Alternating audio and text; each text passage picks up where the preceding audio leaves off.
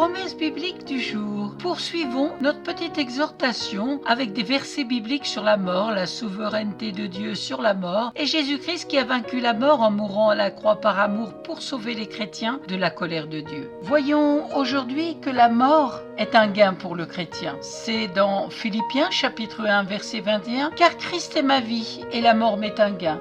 La mort est le dernier ennemi. » C'est dans 1 Corinthiens chapitre 15 verset 26 « Le dernier ennemi qui sera détruit, c'est la mort. » La mort compte aux yeux de Dieu. Psaume 116 verset 15 « Elle a du prix aux yeux de l'Éternel, la mort de ceux qui l'aiment. » Dans le psaume 72 verset 14 « Il les affranchira de l'oppression et de la violence, et leur sang aura du prix à ses yeux. » La mort attriste Dieu. Après la mort de son ami Lazare, Jésus pleura. Sur quoi les Juifs dirent « Voyez comme il l'aimait. » C'est dans Jean chapitre 11 versets 35 à 36.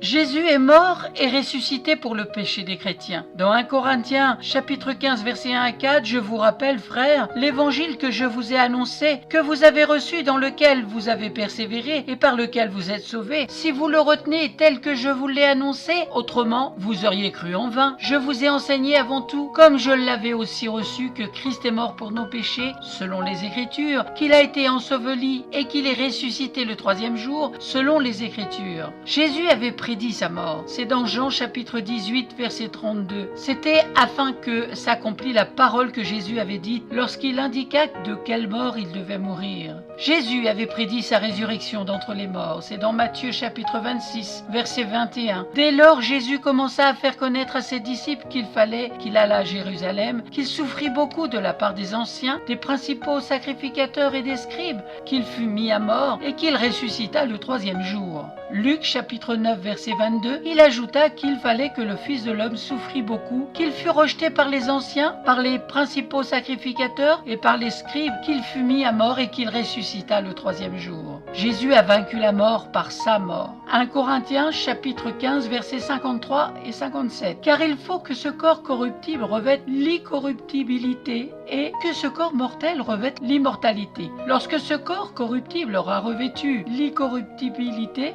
et que ce corps mortel aura revêtu l'immortalité, alors s'accomplira la parole qui est écrite: la mort a été engloutie dans la victoire. Ô mort, où est ta victoire? Ô mort, où est ton aiguillon? L'aiguillon de la mort, c'est le péché, et la puissance du péché, c'est la loi. Mais grâce soit rendue à Dieu qui nous donne la victoire par notre Seigneur Jésus-Christ. Dans 2 Timothée chapitre 1 verset 10, l'apparition de notre Sauveur Jésus-Christ qui a détruit la mort et a mis en évidence la vie et l'immortalité par l'Évangile. Romains chapitre 6 verset 9, sachant que Christ ressuscité des morts ne mord plus. La mort n'a plus de pouvoir sur lui. Dans Actes chapitre 2 verset 24, Dieu l'a ressuscité en le délivrant des liens de la mort parce qu'il n'était pas possible qu'il fût retenu par elle. Nous verrons la suite dans une prochaine promesse biblique. Merci d'avoir pris du temps pour cette exhortation sur des versets bibliques sur la mort, la souveraineté de Dieu sur la mort et Jésus-Christ qui a vaincu la mort en mourant à la croix par amour pour sauver les chrétiens de la colère de Dieu. À très bientôt. Soyez abondamment bénis.